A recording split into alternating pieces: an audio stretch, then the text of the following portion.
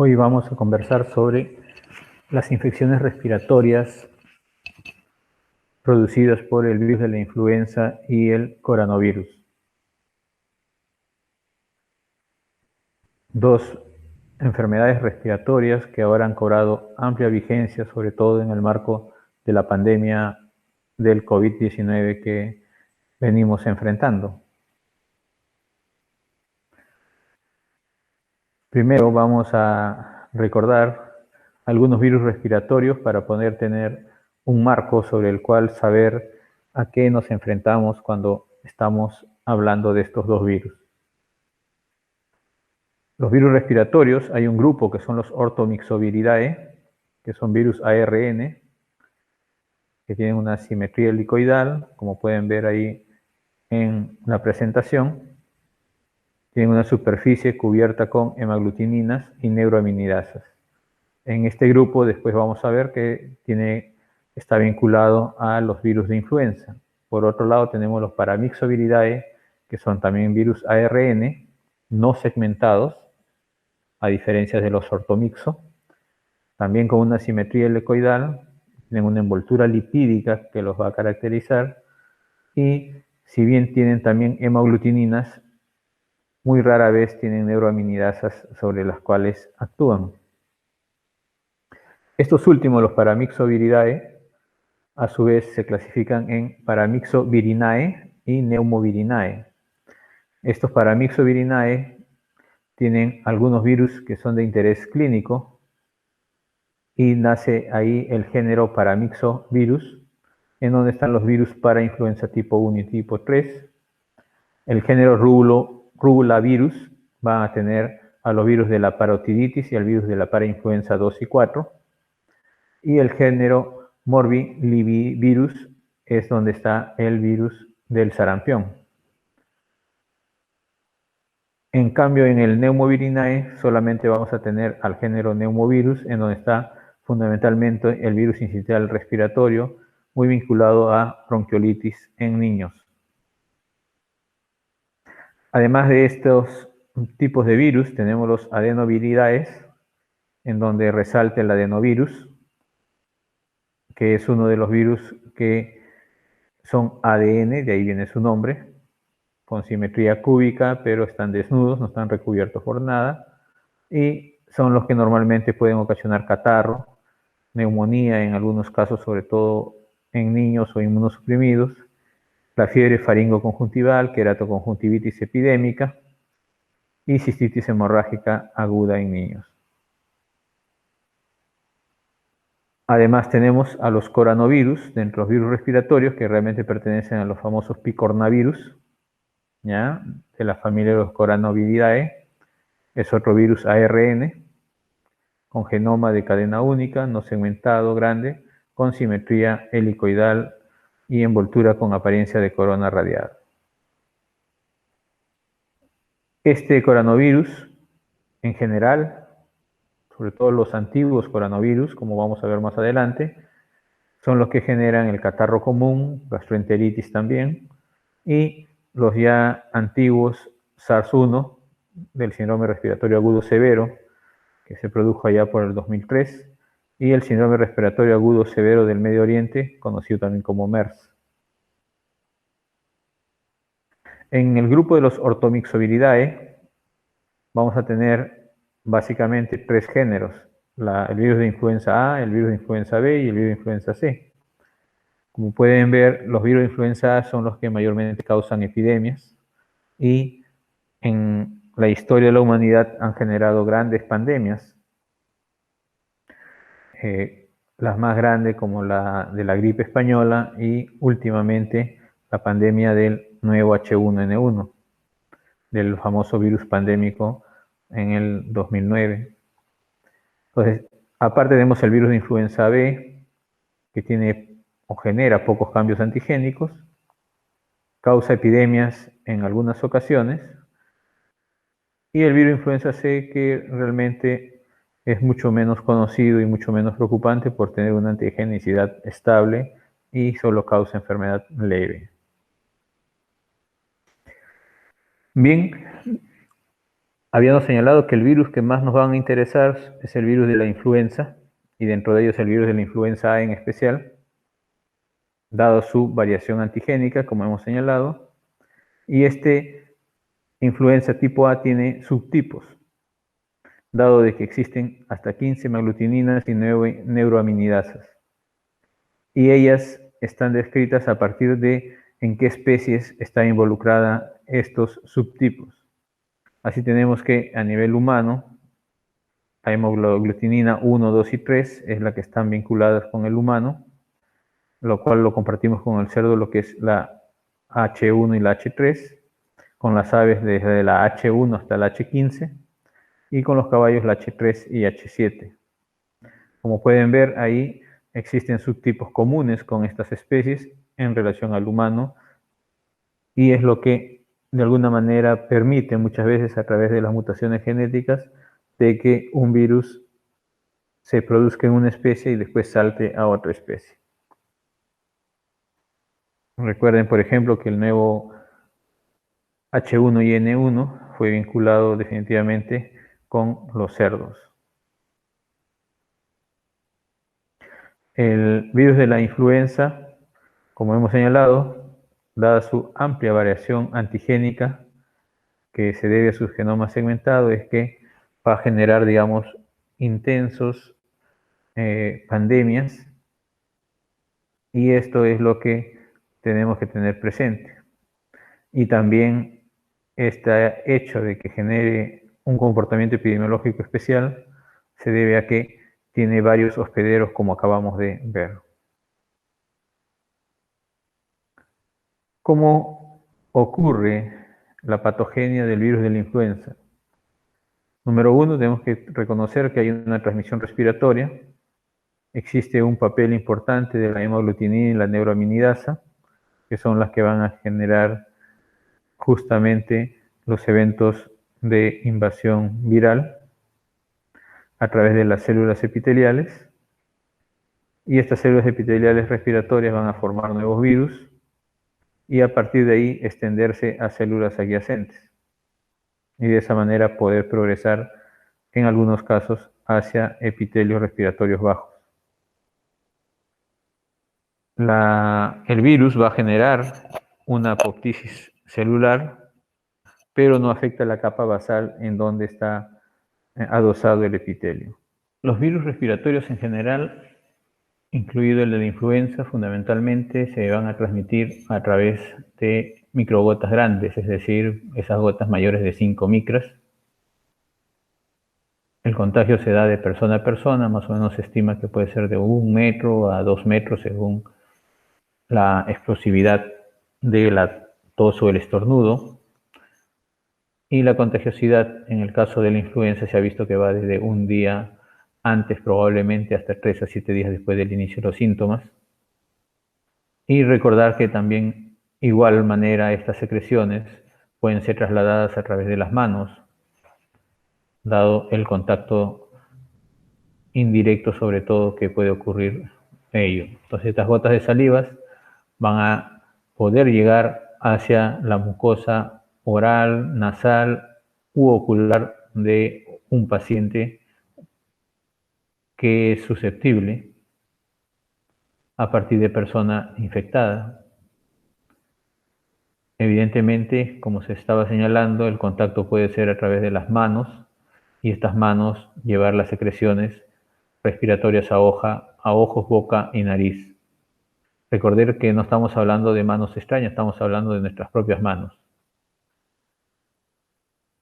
Si bien es cierto, en el caso de la influenza, por ejemplo, H1N1, se quiso involucrar que al consumir carne de cerdo se podía transmitir el virus. Eso fue desvirtuado rápidamente al inicio de la pandemia, ¿ya? Y además de que el virus en sí de la influenza, de la nueva H1N1, se destruía a 70 grados, es decir, al cocinar la carne, si es que eventualmente podría estar contaminada. Los cuadros clínicos de la influenza H1N1 fueron pues Inicialmente, a partir de los pacientes del virus pandémico 09, fue fiebre, escalofríos, tos, taquipnea, disnea. Fundamentalmente, muchos pacientes terminaban en UCI. Al parecer, el sistema hospitalario también en México fue sometido a un grave problema. Muchas veces los virus tienen que, al inicio, las personas están susceptibles y todos ellos son los que terminan siendo contagiados. Y de igual manera, la virulencia puede ser disminuida con el transcurso de la adaptación del virus que es inicial hacia las personas que posteriormente van siendo infectadas, ¿no? Entonces, eso es lo que ocurre y ese es el cuadro clínico inicial.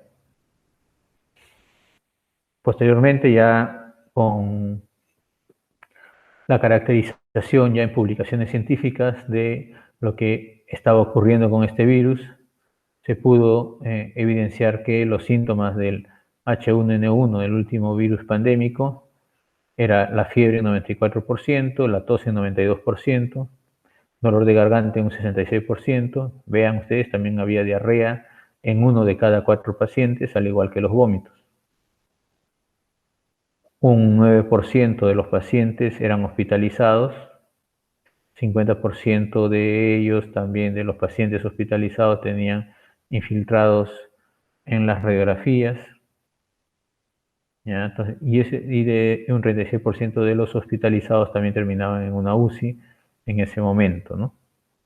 Entonces, esa es una de las la caracterización de que teníamos en ese momento, con un 6% de mortalidad en esta publicación del New England. En el Perú, en uno de los reportes de la Dirección General de Epidemiología, era de la tos y la fiebre eran los síntomas más predominantes, después era el seguido de dolor de garganta, malestar general, rinorrea y cefalea. Entonces eran los síntomas más relevantes que estaban apareciendo en esta enfermedad. Hasta esa fecha, lamentablemente en el país no se le prestaba mucha importancia a la gripe o influenza. Normalmente siempre hemos mencionado como que la gripe e influenza es una sola patología, pero confundida con el resfrío común, y no hacer diferencia que el resfrío común es otro tipo de patología que realmente sus casos son solamente leves de congestión nasal, rinorrea, pero no producen malestar general, o por lo menos este es muy poco importante, y a lo más generan a veces alguna febrícula, pero lo que más incomoda en la persona es justamente la congestión nasal exclusivamente. ¿Cómo se hacía el diagnóstico con el H1N1? Básicamente era con el cultivo viral. Ya, se tomaba también las pruebas moleculares, el famoso hisopado nasofaringio, para que de esa manera pudiera tenerse el resultado. En aquel momento se utilizaba sobre todo los aportes del Instituto Nacional de Salud y el Instituto de Investigación de la Marina Norteamericana, instalada aquí en el Perú, hoy en día conocida como NANRO. ¿No? También se usó detección de antígenos, pero era poco usado realmente. Y había también el uso de detección antigénica por pruebas rápidas. ¿Ya? Entonces, y esta era una de las cosas que teníamos, porque ahí solamente diferenciaban las pruebas rápidas antigénicas si era influenza A o influenza B. Esto evidentemente era muy poco usado, dado de que era muy limitada su adquisición en ese momento. Hoy en día es mucho más fácil poder disponer de este tipo de exámenes. ¿Cómo se manejan los casos de influenza? En primer lugar, tenemos que entender que los casos de influenza en su gran mayoría van a ser leves y lo único que necesitan es manejar los síntomas. El manejo ahí fundamentalmente es con paracetamol, ¿ya? Hacer el diagnóstico, el aislamiento domiciliario, sobre todo si estamos en una situación epidémica, para que de esa manera evitar la transmisión a otras personas. Esa es una cosa vital en cuanto a lo que es el manejo de los pacientes cuando tienen una forma leve. En el caso de que sean casos moderados o graves, sobre todo en el moderado, hay que tratar de hacer un seguimiento, un monitoreo de que puedan tener síntomas ya respiratorios importantes. Recuerden que el curso de lo que es la influenza y los virus respiratorios mayormente toman una temporalidad que va a partir del primer día de síntomas, que va increciendo hacia el tercer día. Entre el tercer y cuarto día es el máximo de los síntomas y hacia el quinto día comienza a disminuir los síntomas, pudiendo desaparecer rápidamente hacia el sexto o séptimo día, que es lo que mayormente ocurre. Si esto no ocurriese, lo más probable es que se estuviese teniendo una complicación. Eso también lo vamos a ver más adelante cuando hablemos del coronavirus, pero básicamente ese es el curso natural de una infección viral respiratoria aguda, es decir, una duración que va entre 5, máximo 7 días, de tal forma de que se autolimita, y es por eso que no necesita más que manejo de sintomáticos, de medidas generales, y con la administración de líquidos orales en la mayor cantidad. Si hay una complicación pulmonar, porque ya reflejado en lo que viene a ser la dificultad respiratoria, corroborado con radiografías, que muchas veces son radiografías que nos muestran un compromiso intersticial, vamos a tener nosotros que tomar ya las acciones propias de lo que viene a ser una insuficiencia respiratoria aguda.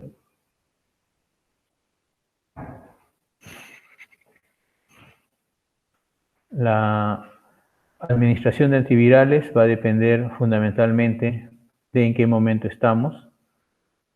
Se han sugerido varios momentos para usar el antiviral. Eso va a depender mucho de que podamos tener el antiviral a disposición. Ha habido varios estudios en los últimos años en donde han apoyado el uso de oseltamivir y en otros que han señalado de que realmente no cambia la evolución de la enfermedad y que la inversión en antiviral no da un resultado adecuado, ¿no? De todas maneras, se ha visto de que probablemente tenga un mayor éxito cuando se usa en los casos que están evolucionando hacia moderado grave, de tal manera de que reduzca ahí la posibilidad de hospitalización y mortalidad.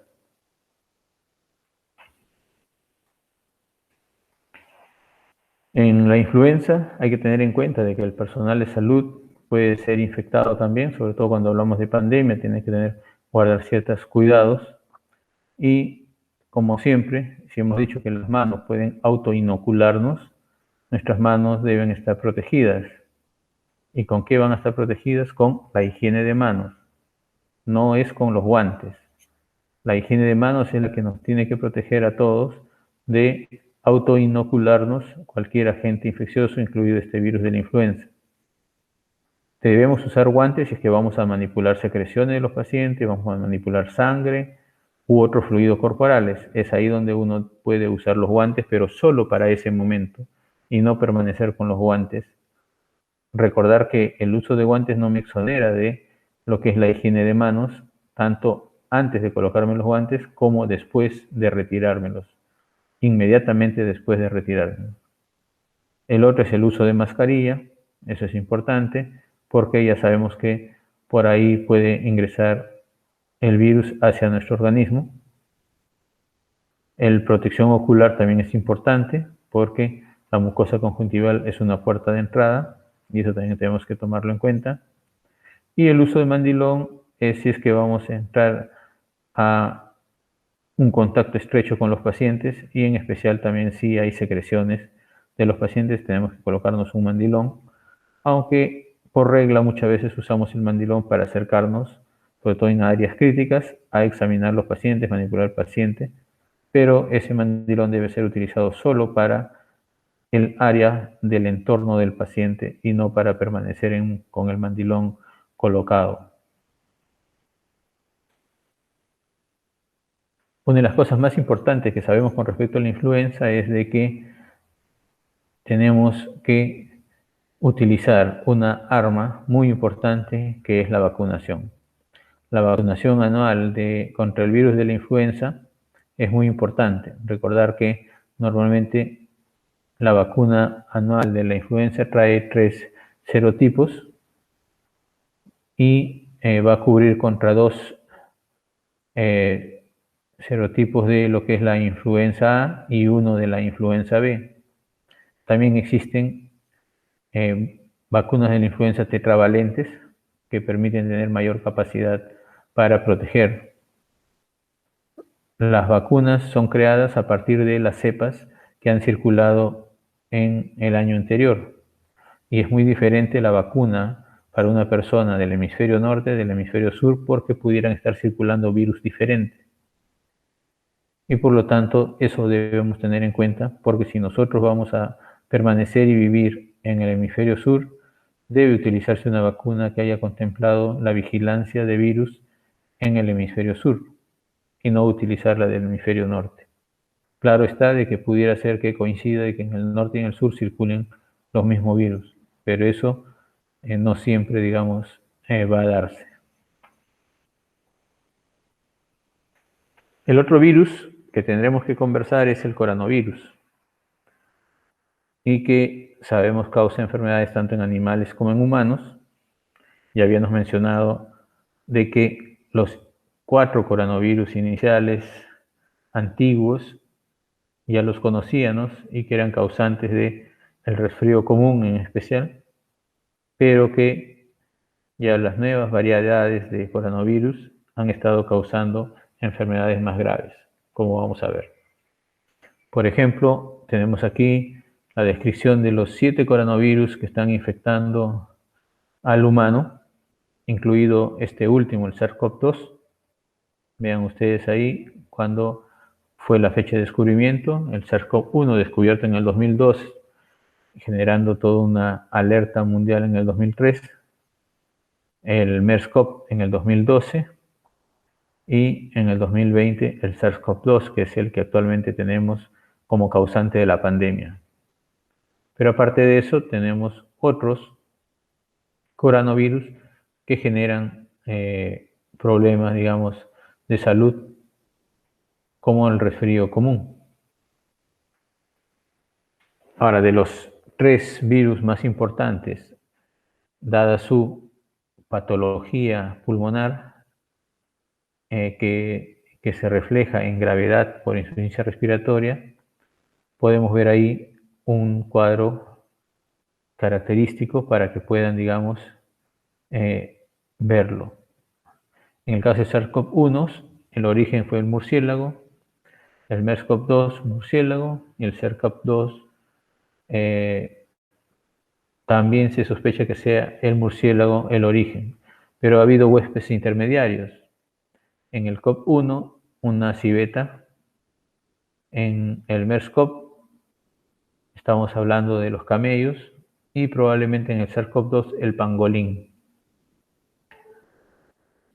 Tanto el SARS-CoV-1 como el SARS-CoV-2 utilizan como receptor en humanos la enzima convertidora de angiotensina 2, el ECA2, en inglés AC2, y es lo que nosotros tenemos que tener presente. Otra de las cosas es que el Rho para cada uno de estos virus es variable, siendo el más alto en el caso del SARS-CoV-2, que es de 2.4.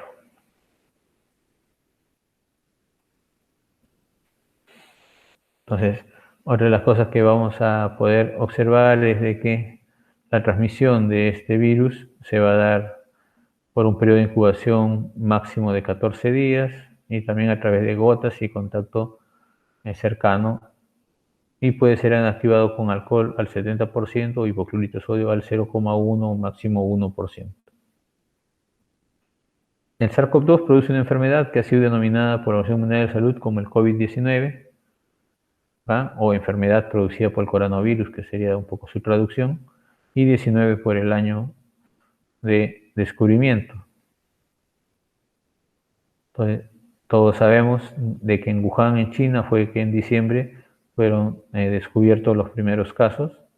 Algunos señalan que fue un poco más antes, pero eso evidentemente es parte de la investigación que podremos tener, capaz con más certeza, conforme vayan avanzando todas las investigaciones de la pandemia, y ya tenemos pues más de un año de ella, pero tenemos que seguir viendo tanto hacia atrás para descubrir sus orígenes y hacia adelante para ver en qué momento logramos controlar al virus o cómo va a ser la convivencia con el virus si es que este solamente pierde su virulencia y se mantiene entre los hombres para sobrevivir tanto la especie que está actuando de hospedero, que somos nosotros, como la especie invasora o parásita, que es la del virus. Esta es una comparación de los periodos de incubación de este COVID-19 con respecto a otras enfermedades, el ébola, el MERS-CoV, el SARS-CoV-1 y el sarampión. Estas características del periodo de incubación son importantes porque eso puede justamente influir en lo que viene a ser la transmisión de la enfermedad. En qué momento se contagia. Eso es importante también y eso es lo que vamos a ver más adelante. Pero el tiempo en que la persona puede incubar es importante porque durante ese tiempo la persona está sin síntomas y puede ya estar contagiando. Y esa es una de las cosas que tenemos que tomar en cuenta para algunos casos, como vamos a ver. ¿Cómo se transmite el SARS-CoV-2, el virus del COVID-19? Es igual que como en la influenza. Lo que se ha visto es que los aerosoles pueden cobrar una importancia mayor, sobre todo en ambientes cerrados. Probablemente hayan unas gotas intermedias entre lo que es la transmisión por gotas y la transmisión por aerosoles, en el sentido de que se ha visto que cuando una persona habla, de todas maneras puede lanzar pequeñas partículas que alcanzan a otras personas, pero son partículas en una dimensión que pueden flotar en el aire, permanecer en el aire, como lo sabemos que ocurre con los aerosoles, y esto permitir de que otra persona que llega a este ambiente donde no hay recambio de aire pueda ser infectada. Y eso es importante reconocerlo. En el cuadro pueden ustedes ver cómo el coronavirus está presente en las tres formas de transmisión, pero no hay que olvidar que las principales formas de transmisión siguen siendo las gotas y el contacto a través de las manos nuestras, las manos de cada persona. También es importante, cuando uno conoce los mecanismos de transmisión, es saber cuáles son las puertas de entrada. La puerta de entrada del SARS-CoV-2 es la mucosa respiratoria, como ya lo hemos señalado, y trataremos de insistir porque esos son conceptos que no pueden ser tomados a la ligera, porque de ahí depende cómo vamos a evitar la infección, cómo vamos a prevenir la infección. Saber que no ingresa por la piel, a diferencia del ébola, que sí puede ingresar por una piel lesionada, por más pequeña que sea, pero el SARS-CoV-2, pudiendo tenerlo una secreción con virus sobre mi piel, si es que esta, aun cuando pudiera estar lesionada, no se ha demostrado de que pueda generar una infección. No es puerta de entrada, por ahí no va a llegar a invadir al cuerpo. Tampoco el cabello, la vía digestiva menos. Y esa es una de las cosas que tenemos que tomar en cuenta. De que si yo sé que hay puertas de entrada posibles que no son utilizadas por este virus porque no es su forma de transmisión, no tengo por qué estar aplicando medidas al respecto, porque lo único que hace es distraer a las personas de cuáles son las medidas eficaces de otras medidas secundarias, que lo más seguro es que no solo sean ineficaces, sino contraproducentes, porque generan un riesgo por el mal uso. Cuando entonces hablamos de la transmisión, también tenemos que ver qué medidas de seguridad pueden ayudarnos a mitigar esta transmisión. Hubo estudios al respecto del distanciamiento físico y que se demostró de que realmente se reducía la transmisión. Vean ustedes ahí, de 12.8 a 2.6. El uso de mascarillas, y el uso de protectores oculares. 3 medidas claves que sabemos y las estamos usando, pero que tiene que saberse en qué momento es que son más importantes, para no generar un uso innecesario de las medidas, descuidando las que sí son importantes. Una de las cosas más importantes es el uso de la mascarilla y el proteger nuestros ojos con pantallas faciales. Vean ustedes, si la persona que es portadora del virus, que está enferma con el virus, no tiene una mascarilla, la posibilidad de contagiar a una persona susceptible es del 90% si es que la persona susceptible no usa tampoco ninguna barrera. Si usa una mascarilla la persona susceptible, más no el que está infectado, y ambos están a una distancia menor de 1,5 metros, el 70% van a estar infectados porque están dejando descubiertos los ojos en especial. Pero si usa un protector facial, que por lo tanto va a cubrir los ojos, además de la mascarilla, esta se reduce a un 5% nomás la transmisión. Vean entonces qué tan importante es utilizar la barrera, pero utilizarlas de manera adecuada. Pero también sabemos de que si al portador del virus, al que va a generar la transmisión, le colocamos una mascarilla, el solo hecho de colocarle una mascarilla, aun cuando podamos estar a una distancia menor de 1,5 metros, y no estar usando una mascarilla, la posibilidad de contagio es solo del 5%. Si ambos usan mascarilla, del 1,5%, o sea, se reduce aún más. Y si se protege el ojo y la mucosa oral y nasal con una mascarilla, esto se reduce a 0,5%. Vean ustedes entonces la importancia de conocer las medidas de protección que realmente funcionan y que nos puede permitir controlar la epidemia. El problema es el cumplimiento, la adherencia a estas medidas.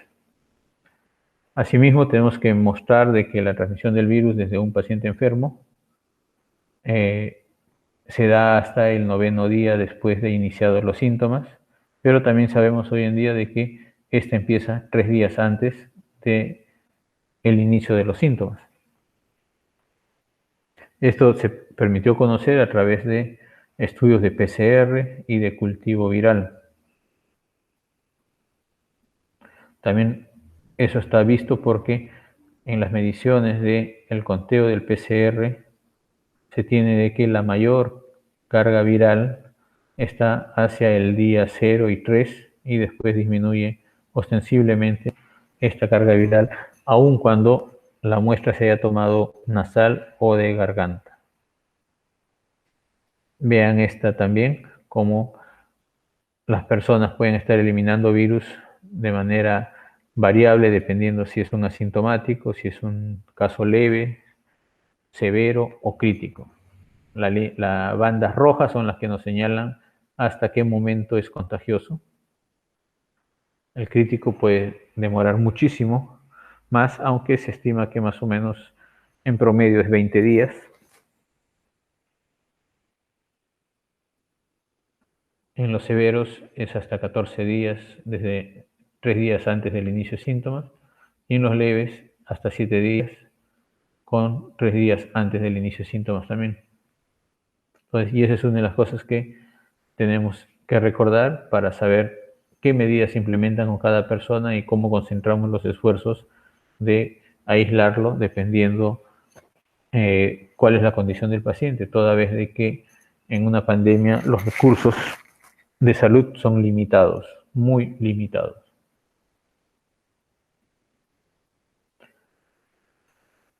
Una de las cosas que sabemos, como ya casi se había mencionado, es que los coronavirus comunes, los antiguos, tienden a invadir la vía respiratoria alta puesto que hacían resfríos comunes, y ahí quedaba. En cambio, SARS-CoV-1 y SARS-CoV-2 fundamentalmente tendían a ir a invadir rápidamente los pulmones y la alteración a nivel de las mucosas orofaringias era muy poco. En cambio, el SARS-CoV-2 es como que si reuniese características de los coronavirus más antiguos y de los últimos coronavirus, de tal manera que es capaz de invadir la vía respiratoria alta y progresar hacia la vía respiratoria baja. Entonces, estos conocimientos son importantes para poder evitar que justamente ocurra, porque cuando se invade la vía respiratoria baja es donde vamos a tener a los pacientes complicados.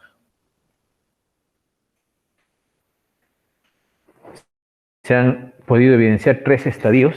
Esa fue una clasificación que se hizo, un estadio 1 llamado de infección temprana, un estadio 2 llamada de fase pulmonar y un estadio 3 de fase de hiperinflamación.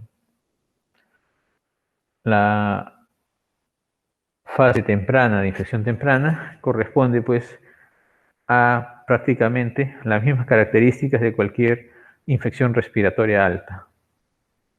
Pero cuando estos síntomas ya comienzan a llegar hacia el día 7 a 10 aproximadamente, estamos ya en una fase pulmonar donde hay una neumonía viral con inicio de la respuesta inflamatoria.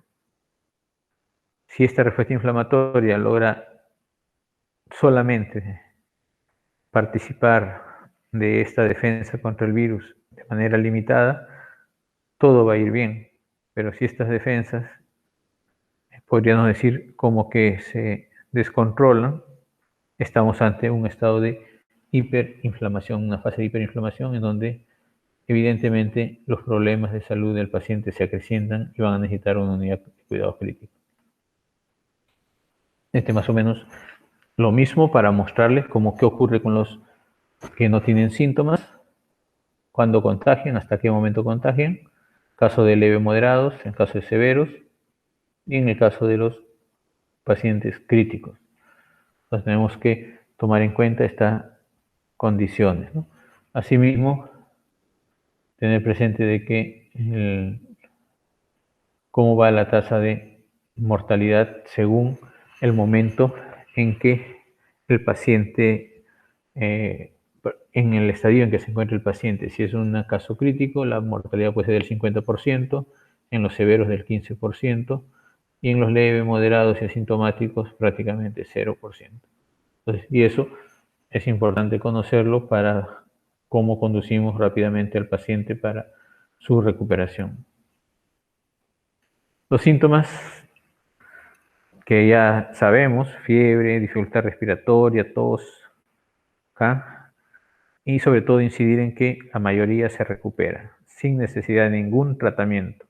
Por eso es que cuando se menciona que un tratamiento es efectivo y mucha gente asume de que porque tomó tal o cual medicación, ya sea casera o medicamento, dice que mejora, ¿no? Toman antibiótico y juran que han mejorado por el antibiótico cuando sabemos que el antibiótico es no efectivo contra los virus, pero de igual manera las personas asumen que ello ocurre. Lo grave es cuando somos el personal de salud, somos los médicos los que asumimos cosas como esa, y peor aún cuando la trasladamos a otras personas sabiendo o por lo menos desconociendo la verdadera evidencia científica. Bueno, este es más que todo para que vean, cada vez ha ido cambiando un poco los cuadros clínicos. Una de las cosas que debo resaltar es que las personas comienzan a perder también el gusto, el olfato. Justo con una última variante se habla de la pérdida de la audición, pero todo ello puede ser simplemente del problema neurológico agudo que ocurre en estos pacientes y que tenemos que tomar en cuenta. Asimismo, en muchos casos se ha visto de que ha aumentado el número de pacientes con diarrea y esta se ha hecho más precoz. de tal manera de que aún podríamos decir que el cuadro clínico está todavía en evolución para el caso del SARS-CoV-2. Aquí está una tabla también de una publicación de New England, en donde podemos ver pues cuáles serán los signos clínicos según la gravedad de los pacientes. Vean ustedes cómo la mayor importancia de lo que viene a ser la línea de color verde, que aunque parezca insignificante, de que pueden ver ustedes de que los pacientes más o menos van a ingresar hacia unidad de cuidados intensivos hacia el día 12, 11, ¿ok? En los sobrevivientes ingresan más tarde que en los no sobrevivientes, pero de que después no hay una variación importante. En los no sobrevivientes, de los que fallecían, tuvieron ventilación invasiva, pero este justamente puede deberse solamente a la condición en que se encontraba el paciente y no había pues quien pudiera darle asistencia ventilatoria. O su gravedad mismo hace que al dar la asistencia ventilatoria ya en sí su pronóstico sea desfavorable. Se ha visto que hay marcadores que pueden revelarnos la intensidad con la cual el paciente ha sido afectado desde el punto de vista inflamatorio. Tenemos el dímero D, porque se evidenció de que esta enfermedad genera microcoágulos y muchas veces esos microcoágulos son los que generan de que no hay una buena perfusión del oxígeno en los pulmones y ahí el daño pulmonar. La interleuquina 6 también, que nos refleja justamente la condición hiperinflamatoria a la que puede llegar el paciente, y eso va en incremento conforme el paciente en esta corte de sobrevivientes y no sobrevivientes pudieran ser accesibles. Pero otros elementos importantes es el recuento de linfocitos. Los linfocitos caen conforme avanza el tiempo de enfermedad y la condición del paciente. La ferritina aumenta. La DHL o lactato deshidrogenasa también, de igual manera, comienza a aumentar. Y esa es una de las cosas que tenemos que tomar en cuenta para monitorear a los pacientes. Normalmente los marcadores inflamatorios del COVID se solicitan cada 48 horas. Esta es una relación también con el PCR en otra forma. Recuerden de que el PCR lo que revela es que hay fragmentos virales en la persona.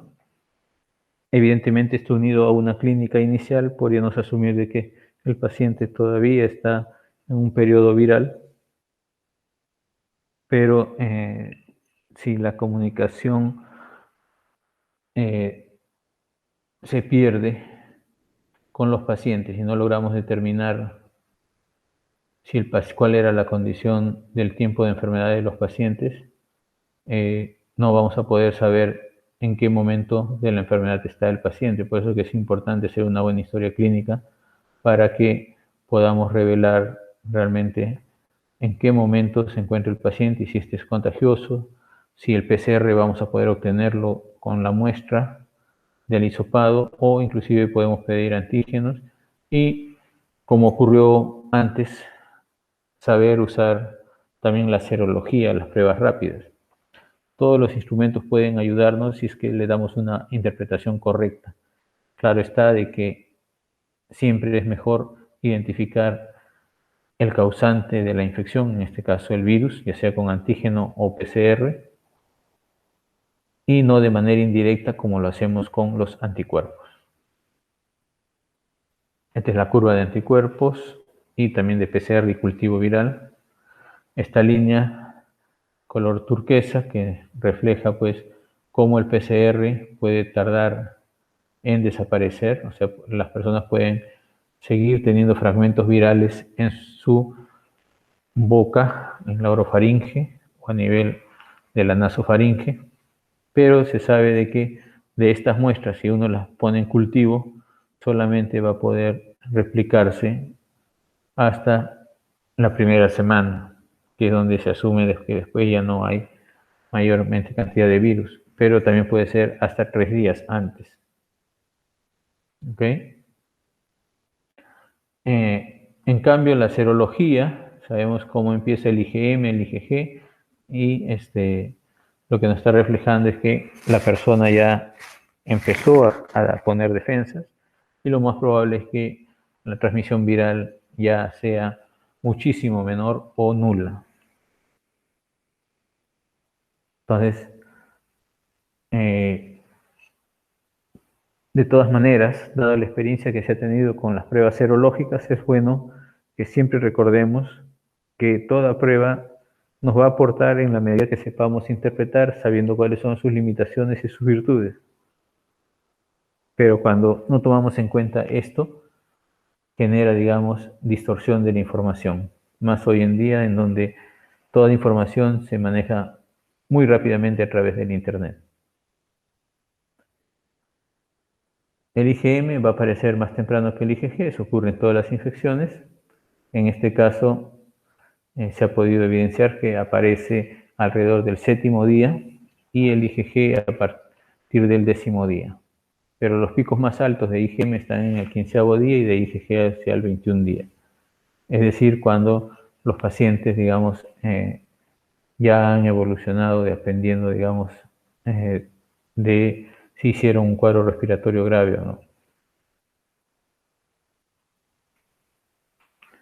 Entonces, tenemos que interpretar todos los resultados, en este caso está descrito lo de la serología, pero también hoy en día que usamos antígenos, tenemos que recordar de que las pruebas de antígeno fundamentalmente funcionan los primeros 7 días de enfermedad. Ojo que es de enfermedad, no de haber ingresado a la institución de salud o estar acudiendo a un establecimiento de salud. Por eso es que es importante saber desde cuándo el paciente enfermó para tener una idea fidedigna o lo más fidedigna del tiempo de enfermedad. Y eso nos va a ayudar a tomar decisiones. En otras palabras, el antígeno y el PCR comparten más o menos el tiempo en que puede estar, digamos, la persona infectando. Más o menos se ha estimado de que el antígeno sale positivo en 60% de las personas, en cambio el PCR recupera en el 70% de las personas. Es decir, ninguno de los dos casos es el 100%. En otras palabras, una persona que tiene antígeno o PCR positivo confirma evidentemente que está infectado, pero un PCR o un antígeno negativo no me descarta de que la persona esté infectada, sobre todo si es que tiene un cuadro clínico compatible con el COVID, ya sea aún de forma leve, y que posteriormente pudiera convertirse en un caso moderado o severo.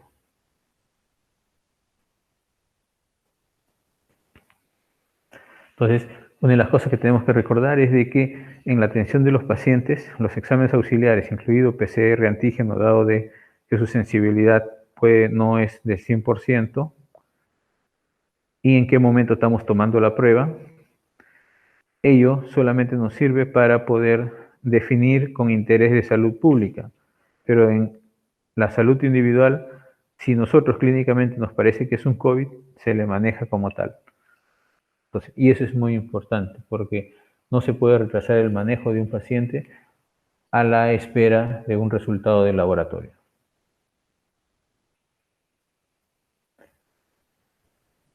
De igual manera, el aislamiento de las personas debe ser de acuerdo a qué es la evidencia científica actual.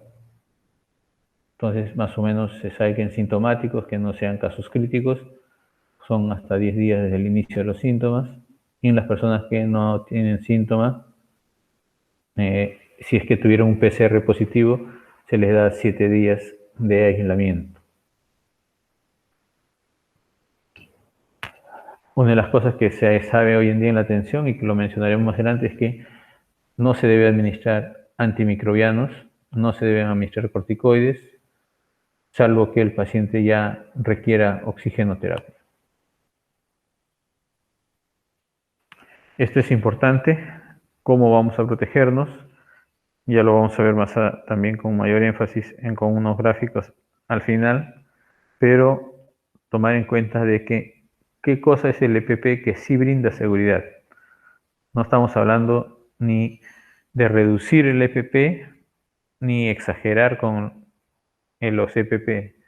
Lo que tenemos que hacer es usar exactamente aquello que sí protege. No nuestros temores, no nuestros miedos de que nos podemos contagiar de algo, sino con la certeza de que con estos indumentarios, con estos equipos de protección, sí voy a estar protegido. Y cualquier cosa adicional es preferible que sea evaluado por los expertos en el tema antes de tomar una decisión. Otra de las cosas importantes es el distanciamiento, la higiene de manos y mantener ventilados los ambientes. Si no mantenemos ventilados los ambientes, vamos a tener serios problemas porque ahí sí se puede acumular virus flotando y terminar las personas infectadas a partir de nuestro establecimiento de salud, lo cual no debiera ocurrir. La ventilación puede ser natural o puede ser con sistema de ventilación. Este es el flujograma que hemos estado manejando para un cierto lugar donde, digamos, se va a ver los pacientes COVID. Puede ser un centro de salud, un centro de aislamiento temporal, e inclusive un hospital. Este flujograma desglosado, podemos ver, siempre cuando uno evalúa a un paciente, en este caso que se sospecha que es COVID por sus síntomas respiratorios fundamentalmente, lo que tiene que hacer es tomar las funciones vitales, que es el triaje propiamente dicho, pero a través de este triaje nos permite saber si el paciente está con hipotensión o tiene algún trastorno de conciencia, está desaturando, para que se tome la decisión de dónde debe ir el paciente. Si el paciente está con alguna alteración importante de los parámetros señalados, es un caso crítico y por lo tanto va a la unidad de cuidados críticos. Si no es así, sí, hay que seguir monitoreando algunos otros elementos que pueden ser abordados de tal manera de que se controle al paciente de la mejor forma. Recuerden que lo más importante siempre van a ser ver las funciones vitales: saturación de oxígeno, frecuencia respiratoria, la disnea clínica, ¿no? Los signos clínicos que uno haya en el paciente o radiológicos, y recordar de que toda persona que persiste con fiebre más de 6 días, lo más seguro es que esté evolucionando por lo menos a una condición moderada, si es que no es que va a llegar a un estado de hiperinflamación. Así es como debe ser manejado un caso leve de COVID-19, ya sea en casa o en un centro de aislamiento. Básicamente es paracetamol y líquidos, tiene que beber líquidos. No administrar antimicrobianos de ningún tipo, menos aquellos que no han demostrado eficacia, llámese acitromicina, hidroxicloroquina, ivermectina, no tienen por qué ser utilizados. Y cualquier información científica pudiera cambiar en el futuro algunas opciones que se mencionan, pero eso es lo que tenemos hasta la fecha con un nivel de evidencia muy importante. Los signos de alarma son importantes recordarle a los familiares que van a estar en casa, a los pacientes, el mismo paciente si va a estar en casa, o al personal de salud de primer nivel para que sepan orientar y sepan cuándo van a derivar o no a un centro de mayor complejidad. Esto es para casos moderados severos. En los casos críticos no lo estoy colocando porque eso se maneja a través de la ventilación mecánica mayormente, o las cánulas de alto flujo, que es un elemento que han aparecido en nuestro país para poder, digamos, dar el mejor soporte a los pacientes en el marco de la dificultad de poder tener una cama con ventilación mecánica. Hay exámenes claves que hay que tomar como el AGA y electrolitos, que tiene que ver con la perfusión de oxígeno, el hemograma, donde sobre todo nos va a permitir ver cómo están los leucocitos, las plaquetas, el nivel de linfocitos. El PCR, que es un marcador importantísimo por su elevación que nos va señalando cuál es la condición del paciente, el dímero D para las microcoagulaciones en especial, el DHL también, igual que la ferritina, y otros exámenes que permiten ver la condición de un paciente que se va a hospitalizar. Evidentemente tenemos que estar constantemente monitoreando el nivel de oxígeno para poder saber si un paciente pasa de moderado a severo o de severo a crítico, de tal manera de que se pueda ofertar lo mejor posible de la atención. ¿Por qué no usar antimicrobianos en el COVID? Uno, porque es un virus. Dos, porque se ha demostrado de que la infección secundaria es muy, pero muy baja, o la coinfección es muy baja. Entonces, no debiéramos seguir usando antibióticos que, uno, no matan a los virus. Los antimicrobianos no van a matar a los virus. La coinfección se ha visto que solamente de que haya un virus y una bacteria solo del 3,5%. También tener presente de que la infección secundaria, o sea, después de varios días que el paciente esté hospitalizado, solamente es del 15,5%, pero en cambio la cantidad de antibióticos que se prescriben, tanto en el medio hospitalario, en algunos medios hospitalarios, y ahora lamentablemente también en la comunidad, es altísima. Prescripciones innecesarias, no racionales. Otra de las cosas que es importante tomar en cuenta es cómo debe cuidarse a un paciente en casa. Primero es que sepa monitorear los signos de alarma para que si empeora el paciente pueda acudir a un establecimiento que pueda brindarle la atención de esa complicación. Las medidas de bioseguridad en casa. De preferencia el paciente debe estar aislado dentro de la casa si eso es factible. Si no es factible por las condiciones socioeconómicas, muchas veces pueden ir a un centro de aislamiento temporal, llevarlos a un centro de aislamiento temporal. El tema siempre va a ser lo económico. Aprender de que tenemos que lavarnos las manos e higiene de manos constante. Evitar tocarnos los ojos, nariz y boca, pues son las puertas de entrada. Y normalmente llega el virus hacia nosotros por nuestras propias manos, no la mano de extraños, sino nuestras propias manos. Hay que usar mascarillas si van a estar en la habitación donde está el paciente aislado. Los guantes solo si va a entrar en contacto con sangre, heces, líquidos corporales. El resto son medidas secundarias realmente. Y nuevamente, nuestra indumentaria de bioseguridad está fundamentada en la higiene de manos, el uso de mascarilla y el protector ocular o la pantalla facial o careta, como quieran denominarlo, para evitar que las puertas de entrada al virus estén accesibles porque no estamos usando el equipo adecuado. Y ahí está bien claro que el uso de guantes debe ser utilizado de manera racional para que no haya inclusive transmisión por el uso exagerado de los guantes.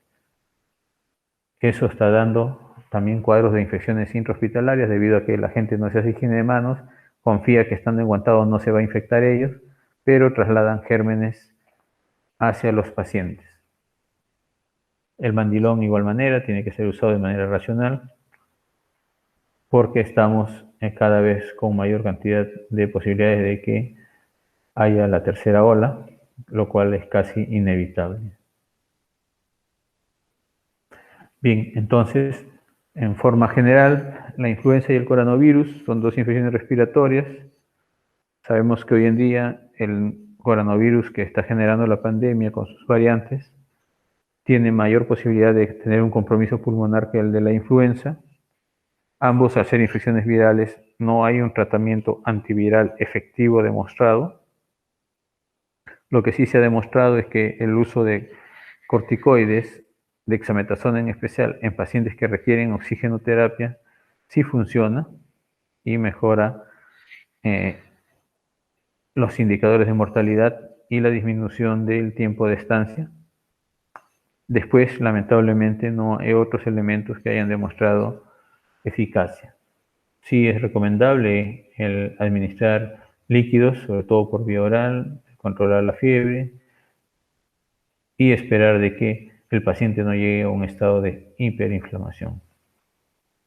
Bien, es lo que podemos compartir con ustedes. Recuerden que lo del COVID-19 puede haber variaciones en el tiempo, dado de que, es más, las variantes pueden estarnos cambiando. Puede ser que, por ejemplo, la variante Delta, al que tanto se está hablando, esté mutando a ser mucho más transmisible, y quizás ese hecho de mutar a ser más transmisible puede también hacerla llevar a mutar de tal manera de que pierda también su virulencia, lo cual sería totalmente favorable para lograr de que el virus, si bien se adapta a la persona, ya no le causa mayor problema en su salud, y sobre todo que la gente le dé tiempo para vacunarse y de esa manera, digamos, no estar susceptible.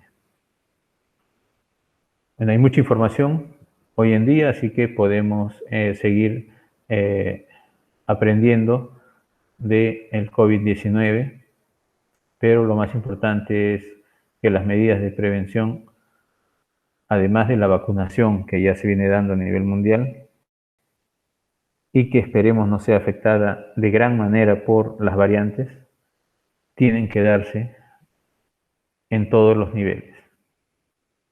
Por eso es que se ha empezado por la población adulto mayor, por ser la más susceptible y que pudieran ser quienes tienen la más alta mortalidad, así que tenemos que protegerlos. Bien, ese es lo que podemos compartir con ustedes. Muchas gracias.